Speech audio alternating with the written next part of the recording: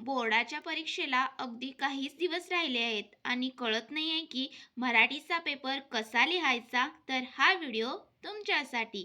नमस्कार विद्यार्थी मित्रांनो, ॲज सपोर्ट या चॅनलमध्ये तुमचे स्वागत आहे. 20 फेब्रुवारी 2026 रोजी होणारा मराठीच्या विषयाचा पेपर जर तुम्ही असा लिहिला तर तुम्हाला देखील 80पैकी 75च्या वर तुम्ही नक्कीच स्कोर कराल.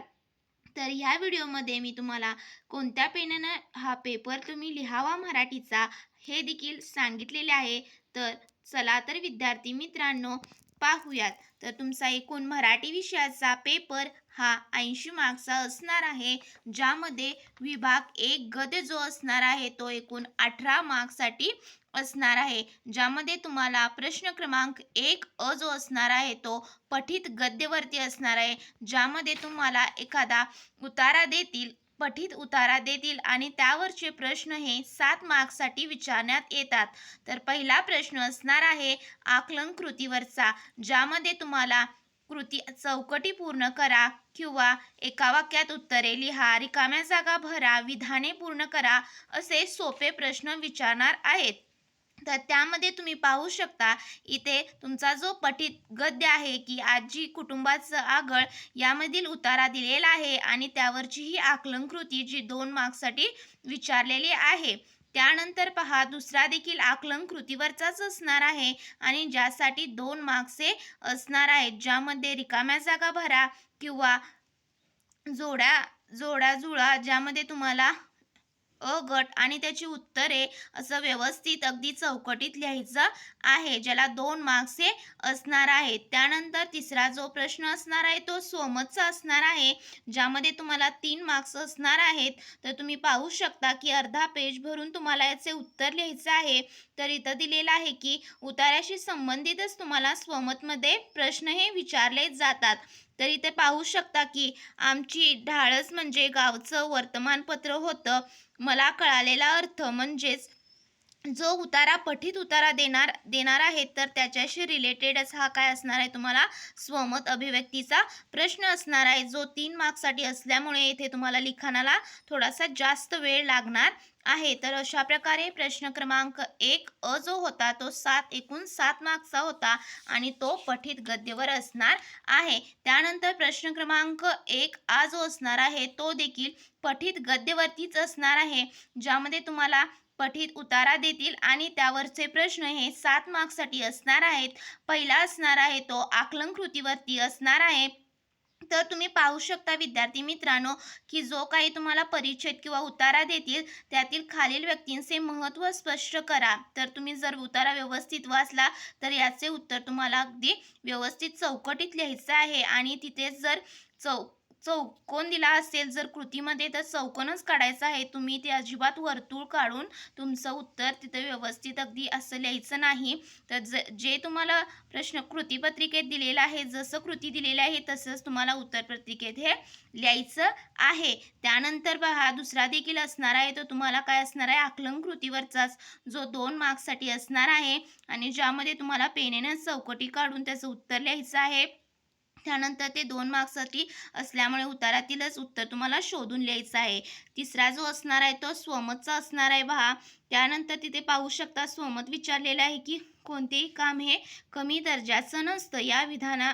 मला हे विधान तुम्हाला पटते का असा प्रश्न विचारतील स्वमतमध्ये. तर तुम्हाला पटते असं जर तुम्ही लिहिला तर का पडते तर त्याचं विश्लेषण हे तुम्हाला निदान 7 ते 8 ओळीत लिहायचं आहे, जेणेकरून तुम्हाला इथे 3 पैकी 3 मार्क्स हे मिळून जातील. तर अशा तऱ्हेने प्रश्न क्रमांक 1 जो 7 मार्क्सचा होता त्यामध्ये 3 असे प्रश्न आकलन कृतीवरती, 2 आणि 1 स्वमतवरती प्रश्न हा विचारला जातो. यामध्ये स्वमतसाठी खूप जास्त वेळ लिहिण्यासाठी लागत असल्यामुळे आपल्याला अगदी स्वमत काय करायचं आहे तर अर्धा पेज भरून लिहायचं आहे, जेणेकरून 3 मार्क्स हे आपले मिळून जातील. त्यानंतर पहा विद्यार्थी मित्रांनो, प्रश्न क्रमांक 1 जो असणार आहे तो असणार आहे तुमचा अपठित गद्यवर, म्हणजे जो तुम्हाला पाठ्यपुस्तकाच्या बाहेरील एक उतारा देतील आणि त्यावरचे प्रश्न हे 4 मार्क्ससाठी असणार आहेत, ज्यामध्ये पहिला आकलन कृतीसाठी असणार आहे. तर तुम्ही इथे कृती पाहू शकता, जशी कृतीपत्रिकेत दिली आहे तसंच तुम्हाला उत्तरपत्रिकेत काढायची आहे. तिथे कुठे पेन्सिलचा वापर करायचा नाही, तुम्हाला पेनेनेच ही कृती काढायची आहे. त्यानंतर दुसरा देखील असणार आहे तो आकलन कृतीवरतीच असणार आहे, ज्यामध्ये एका वाक्यात उत्तरे लिहा, कारणे लिहा असे सोपे प्रश्न असणार आहेत, ज्याचे उत्तर तुम्हाला उताऱ्यातूनच शोधून लिहायचे आहे. तर अशा प्रकारे अपठित गद्य जो 4 मार्क्सचा होता तो देखील आपण पाहिला. त्यानंतर विद्यार्थी मित्रांनो, आपण पाहणार आहोत तो विभाग 2 पद्य पाहणार आहोत, जो तुम्हाला 16 मार्क्ससाठी असणार आहे, ज्यामध्ये प्रश्न क्रमांक 2 अ जो असणार आहे तो एकूण 8 मार्क्ससाठी असणार आहे. तर पहिला जो आकलन कृतीवरती 2 मार्क्ससाठी विचारण्यात येतो, तर तुम्ही इथं पाहू शकता की मनातले गाणी असे म्हटल्यावर तुम्हाला सुचणाऱ्या कल्पना, तर तुम्हाला कविता देणार आहेत आणि त्यावरचेच प्रश्न तुम्हाला तिथे विचारण्यात येतात. त्यामध्ये तुम्ही पहिली जी असणार आहे ते आकलन कृतीसाठी, दुसरी देखील आकलन कृतीसाठीच असणार आहे, जी 2 मार्क्सला असणार आहे, ज्यामध्ये तुम्ही पाहू शकता की विधाने त्या ओळीचे कवितेच्या ज्या ओळी आहेत त्याच्याशी रिलेटेड जर त्याचा अर्थ असेल, कवितेच्या ओळींचा अर्थ पर्यायामधून शोधून लिहा. तर तुम्हाला असं व्यवस्थित अगदी त्याचा अर्थ माहीत असायला पाहिजे कवितेच्या ओळींचा. त्यानंतर पहा ते देखील 2 मार्क्ससाठी असणार आहे, ज्यामध्ये 2 देतील तुम्हाला, तर ते शोधून तुम्हाला व्यवस्थित अगदी त्याचा अर्थ काय असणार आहे ते माहीत असायलाच पाहिजे. त्यानंतर तिसरा जो असणार आहे तो तुम्हाला कवितेच्या काही ओळी देतील आणि त्याचा सरळ अर्थ लिहा असे 2 मार्क्सला प्रश्न विचारतील. तर तुम्ही ते पाहू शकता की आर्त जन्मांची असते रित्या गळणाऱ्या पाणी, तर याचा सरळ अर्थ तुम्हाला लिहायचा आहे. सर्वप्रथम विद्यार्थी मित्रांनो, तुम्हाला जी कविता देतील त्यांचं कवी किंवा कवयित्री ही त्यांचे नाव माहीत असायला पाहिजे, जेणेकरून तुम्ही व्यवस्थित अगदी ती कविता कोणती आहे ते ओळखून तुम्ही तिथे त्याचा सरळ अर्थ लिहू शकता. त्यानंतर चौथा असणार आहे तो काव्य सौंदर्यावरती असणार आहे, ज्यामध्ये तुम्हाला जी कविता देतील त्यातीलच काही 1-2 ओळी देतील आणि त्यावरचे काव्य सौंदर्य किंवा विचार सौंदर्य 2 मार्क्सला विचारण्यात येते. तर तुम्ही इथे पाहू शकता ते देखील तुम्हाला 5 ते 6 ओळीत लिहायचं आहे आणि ज्यासाठी 2 मार्क्सचे असणार आहे. अशा तऱ्हेने प्रश्न क्रमांक 2 अ जो होता तो एकूण 8 मार्क्ससाठी होता, ज्यामध्ये 2 प्रश्न हे आकलन कृतीवरती आणि तिसरा जो असणार आहे तो सरळ अर्थ आणि चौथा असणार आहे तो काव्य सौंदर्य किंवा विचार सौंदर्य लिहा. तर अशा तऱ्हेने 8 मार्क्ससाठी प्रश्न क्रमांक 2 अ होता आणि आ जो असणार आहे तो 4 मार्क्ससाठी असणार आहे, ज्यामध्ये तुम्हाला काय करायचं आहे तर कोणत्याही एका कवितेचे मुद्दे देतील आणि त्याचं काय लिहायचं आहे, त्याचं उत्तर तुम्हाला लिहायचं आहे. तर इथे पाहू शकता, तू झालास मग समाजाचा नायक या कवितेचे कवी कोण आहेत, तर ज.वी. पवार, यासाठी तुम्हाला 1 मार्क मिळून जातो. त्यानंतर दुसरा जो असणार आहे तो कवितेचा विषय, जर तुम्ही व्यवस्थित काय कविता आहे ते वाचली असेल आणि त्याचा अर्थ तुम्हाला माहीत असेल, त्यातून काय संदेश प्राप्त होतो हे देखील माहिती असेल, तर तुम्ही तिथे कवितेचा विषय याला देखील 1 मार्क्स असणार आहेत. ज्यामध्ये पहा, महाड येथील चवदार तळ्याच्या सत्याग्रहाला 50 वर्षे पूर्ण झाल्याच्या निमित्ताने डॉक्टर बाबासाहेब आंबेडकर यांच्या गौरवप्रीत्यर्थ ही कविता लिहिली गेली आहे. जर तुम्ही असं व्यवस्थित लिहिलात तरच तुम्हाला कवितेचा विषय त्यामध्ये असेल तरच तुम्हाला 1 मार्क्स इथे मिळणार आहे. त्यानंतर तिसरा असणार आहे तो पहा, कविता आवडण्याची वा न आवडण्याची कारणे लिहायची आहेत तुम्हाला. का तुम्हाला ही कविता आवडली, तर साधं सोपं उत्तर लिहायचं आहे. तर ही मुक्तछंदातील कविता आहे, समाज प्रबोधनावर आधारित कविता असल्यामुळे मला ही कविता खूप आवडली. तर असं सोपं 2 ते 4 ओळीत जर तुम्ही याचं उत्तर लिहिला तर तुम्हाला इथे 4 पैकी 4 मार्क्स मिळणार आहेत. त्यानंतर पहा विद्यार्थी मित्रांनो, प्रश्न क्रमांक 2 ई जो असणार आहे तो रसग्रहणवरती आधारित असणार आहे आणि ज्यामध्ये तुम्हाला कविता देणार नाही, तर त्यांनी कोणत्याही कवितेचा 2 किंवा 1 ओळ देतील आणि त्यावरून तुम्हाला कवितेचे रसग्रहण करायचे आहे, जे तुम्हाला 4 मार्क्ससाठी असणार आहे. त्यासाठी कोणती कविता आहे हे तुम्हाला ओळखता आले पाहिजे आणि त्या कवितेचे कवी देखील लक्षात ठेवता यायला पाहिजे. आणि त्यानंतर पहा, आशय सौंदर्य, काव्य सौंदर्य आणि भाषिक वैशिष्ट्ये यांच्या आधारे तुम्हाला रसग्रहण लिहायचं आहे.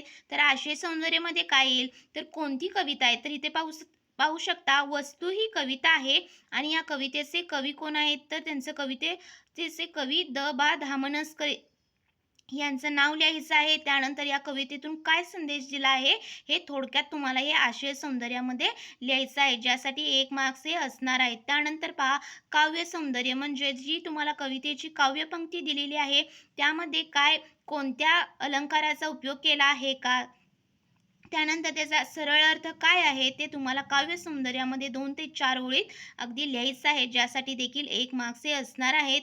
त्यानंतर बघा भाषिक वैशिष्ट्ये, म्हणजे ही जी वस्तू ही कविता आहे तर ही मुक्त छंदातली आहे का, तर असेल तर तिथेच लिहायचं आहे. त्यानंतर ही साध्या सोप्या भाषेतून अनोखा आशय कवीने यात मांडला आहे. तर जी भाषिक वैशिष्ट्ये या कवितेची आहेत ते तुम्हाला या व्यवस्थित भाषिक वैशिष्ट्यामध्ये लिहायची आहेत. अशा तऱ्हेने त्याला देखील 2 मार्क्स हे असणार आहेत. जर तुम्ही व्यवस्थित अगदी कवितेचे कवी, ही कविता कोणत्याही ओळखून लिहिला तर तुम्हाला इथे देखील काय रसग्रहणमध्ये 4 पैकी 4 मार्क्स हे मिळणार आहेत. तर अशा तऱ्हेने प्रश्न क्रमांक 2 आ जो होता तो 4 मार्क्ससाठी आणि प्रश्न क्रमांक 2 ई जो होता तो देखील 4 मार्क्ससाठी असणार आहे.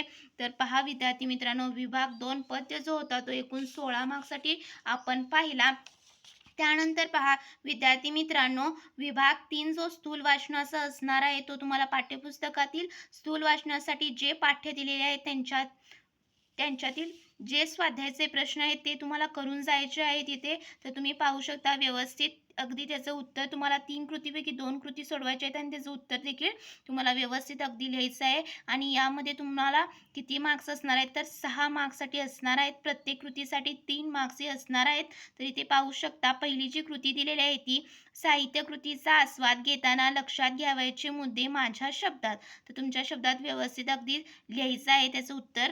त्यानंतर पहा दुसरा जो असणार आहे तो भरकटलेल्या मुलांना शिक्षणाच्या प्रवाहात आणण्यासाठी रेखाजींनी केलेले प्रयत्न प्रशंसनीय आहेत. याचे देखील उत्तर तुम्हाला व्यवस्थित स्पष्टीकरण लिहायचं आहे. तर त्यांनी काय प्रयत्न केले तर अशा मुलांना त्यांनी सन्मार्ग दाखवला. त्यानंतर शिक्षणाच्या प्रवाहात त्यांनी सामील करून घेण्याचे महत्त्वपूर्ण कार्य त्या रेखा मिश्रा यांनी केले. त्यामुळे मुलांना स्वविकास घडवण्याची संधी उपलब्ध झाली. तर अशा प्रकारे तुम्ही हा प्रश्न अजिबात स्किप करायचा नाही, ज्याला 6 मार्क्स असणार आहेत आणि अतिशय हा सोपा प्रश्न असणार आहे. त्यानंतर पहा विभाग 4 जो असणार आहे तो भाषा अभ्यासवरती आधारित असणार आहे, ज्याला मार्क्स किती 16 असणार आहेत. प्रश्न क्रमांक 4 अ जो असणार आहे पहिला समास, कोणताही 2 सामासिक शब्दांचा विग्रह करून त्यांचा समास ओळखून त्याचं नाव लिहायचं आहे, ज्यासाठी तुम्हाला 2 मार्क्स हे असणार आहेत. त्यानंतर दुसरा असणार आहे तो शब्दसिद्धीवरती, म्हणजेच प्रत्यय घटित, उपसर्ग घटित आणि अभ्यास शब्द ओळखून त्या चौकटीत व्यवस्थित अगदी लिहा, ज्यासाठी तुम्हाला 2 मार्क्स असणार आहेत. आणि तिसरा असणार आहे तो वाक्यप्रचारांचा असणार आहे, ज्यामध्ये वाक्यप्रचारांचा अर्थ ओळखून वाक्यात उपयोग करा. 4 देतील आणि त्यापैकी कोणत्याही 2 तुम्हाला वाक्यप्रचारांचा जे येतील, ज्या ज्या वाक्यप्रचारांचा अर्थ तुम्हाला माहीत आहे तर त्याचाच अर्थ लिहून तुम्हाला त्याचं वाक्यात एखाद्या रूपांतर करायचं आहे. तर यासाठी तुम्हाला 4 मार्क्स असणार आहेत. अशा तऱ्हेने प्रश्न क्रमांक 2 अ जो भाषाभ्यास व्याकरणावरचा होता तो एकूण 8 मार्क्ससाठी असणार आहे. तो तुम्ही व्यवस्थित अगदी चौकटी काढून लिहायचा आहे. त्यानंतर प्रश्न क्रमांक 4 आ जो असणार आहे तो देखील 8 मार्क्ससाठी असणार आहे, ज्यामध्ये पहिला जो असणार आहे तो शब्दसंपत्तीवर 4 मार्क्ससाठी असणार आहे, ज्यामध्ये बघा कोणत्या प्रकारचे प्रश्न विचारतात तर शब्दसमूहाबद्दल एक शब्द लिहा. त्यानंतर समानार्थी शब्द विचारतील किंवा विरुद्धार्थी शब्द विचारतील, हे 1 मार्क्ससाठी असणार आहे. त्यानंतर वचन ओळखून लिहा, हे देखील 1 मार्क्ससाठी असणार आहे. आणि 4 जो असणार आहे तो एका शब्दापासून अनेक शब्द तयार करा. तर तुम्हाला कमीत कमी 4 शब्द तयार करायचे आहेत. तर हे देखील 1 मार्क्ससाठी असणार आहे. अशा तऱ्हेने तुम्हाला प्रश्न क्रमांक 4 अ मधला पहिला जो असणार आहे तो एकूण 4 गुणांवर असणार आहे, आधारित जे शब्दसंपत्तीवर आहे. अतिशय सोपा प्रश्न आहे. आणि दुसरा जो असणार आहे तो पहा विद्यार्थी मित्रांनो, ज्यामध्ये तुम्हाला काय करायचं आहे तर लेखन नियमानुसार अचूक शब्द ओळखून लिहायचा आहे. 4 पर्याय देतील, त्यापैकी तुम्हाला एक शब्द हा अचूक असणार आहे आणि तो तुम्हाला लिहायचा आहे. आणि ते कोणतेही तुम्हाला 4 शब्द लिहायचे आहेत, जे काय ज्याला प्रत्येकाला किती अर्धा मार्क असणार आहे. आणि असे एकूण 4 शब्द लिहिल्यामुळे तुम्हाला इथे 2 मार्क्स हे मिळणार आहेत. त्यानंतर तिसरा असणार आहे तो विरामचिन्हांचा असणार आहे, ज्यामध्ये विरामचिन्ह ओळखून त्याचे नाव लिहा किंवा विरामचिन्हांचा वापर करून पुन्हा वाक्य लिहा किंवा चुकीची विरामचिन्हे बदलून योग्य विरामचिन्हांचा वापर करून पुन्हा वाक्य लिहा. तर अशा प्रकारे 1 मार्क्ससाठी हा प्रश्न असणार आहे. त्यानंतर 4 असणार आहे तो बघा पारिभाषिक शब्दांचा असणार आहे, ज्यामध्ये तुम्हाला 2 कृती देतील आणि प्रत्येक कृतीला अर्धा मार्क असणार आहे, ज्याचं तुम्हाला मराठीत आहे त्या शब्दाचं काय असणार आहे ट्रान्सलेशन करून लिहायचं आहे. तर अशा तऱ्हेने प्रश्न क्रमांक 4 हा जो होता तो 8 मार्क्ससाठी असं त्याचं डिव्हिजन केलेलं आहे. आणि हा प्रश्न कोणीही स्कोरिंग या विभाग 4 भाषाभ्यासमुळे तुमचं स्कोरिंग हे वाढणार आहे, त्यामुळे हा प्रश्न सोडवायला विसरायचे नाही. त्यानंतर पहा विभाग 5 जो असणार आहे तो उपयोजित लेखनाचा असणार आहे. यामध्ये तुम्हाला अतिशय जास्त वेळ लागणार आहे लिहिण्यासाठी, त्यामुळे हा विभाग देखील आपल्याला स्कोर करून देऊ शकतो, ज्याला किती 24 मार्क्सचे असणार आहे. तर त्याचं डिव्हिजन कसं केलेलं आहे पहा. पहिला प्रश्न क्रमांक 5 जो असणार आहे त्यामध्ये पत्रलेखन किंवा सारांश लेखन. तर इथं जो अपठित आपल्याला गद्य दिलेला आहे प्रश्न क्रमांक 1 ई मध्ये, तर त्याचंच आपल्याला सारांश लेखन करायचं आहे, जे किती 6 मार्क्ससाठी असणार आहे. ज्यामध्ये पहा तुम्ही त्याचं शीर्षक द्यायला विसरायचे नाही. त्यानंतर अतिशय 4 ते 5 ओळीत तुम्हाला त्याचं सारांश लेखन हे करायचं आहे, ज्यासाठी तुम्हाला किती 6 मार्क्स हे असणार आहेत. त्यानंतर प्रश्न क्रमांक 5 अ मधल्या 2 कृती सोडवायच्या आहेत, 3 देतील. तर यामध्ये पहिली जी कृती सोडवली आहे ती पहा, जाहिरात लेखनाची जे तुम्हाला कृषी पर्यटन केंद्रावरती जाहिरात तयार करा असा प्रश्न देतील.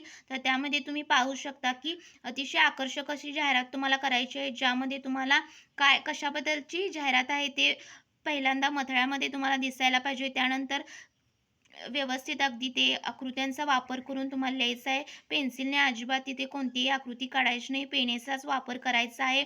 त्यानंतर शेवटला तुम्हाला संपर्क, पत्ता, त्यानंतर मोबाईल क्रमांक, ईमेल आयडी द्यायला विसरायचे नाहीत, ज्याला देखील तुम्हाला जाहिरात लेखनमध्ये हे मार्क्स असतात. आणि 5 मार्कासाठी हा जाहिरात लेखनाचा प्रश्न कोणीही स्किप करायचा नाही. त्यानंतर पहा विद्यार्थी मित्रांनो, प्रश्न क्रमांक 5 जो असणार आहे तो असणार आहे तर बातमी लेखनाचा असणार आहे, आणि तो देखील 5 मार्क्ससाठी विचारण्यात येतो, ज्यामध्ये तुम्हाला शीर्षक हे बातमीचं द्यायचं आहे. आणि बातमी नेहमी काय भूतकाळातच लिहिली जाते. घडलेली घटना जी असते ती नेहमी भूतकाळातच लिहिली जाते, त्यामुळे बातमी लेखन तुमचं भूतकाळातच येणार आहे. त्यानंतर पहा विद्यार्थी मित्रांनो, तर स्थळ कोठूनही बातमी घडलेली आहे त्याचं नाव लिहायला विसरायचे नाही, दिनांक लिहायला विसरायचे नाही. आणि पहिला जो तुमचा परिच्छेद असणार आहे तो तुमचं जे कोणता दिन इथं पाहू शकता की बातमी जी आहे ती योग दिनाबद्दलची आहे, त्यामुळे तिथंच अगदी तुम्हाला काय स्पष्ट शब्दात तिथं लिहायचं आहे की काय घडलं. तर योग दिनानिमित्त तुमच्या शाळेत तर तो अतिशय अत्यंत उत्साहात साजरा झाला.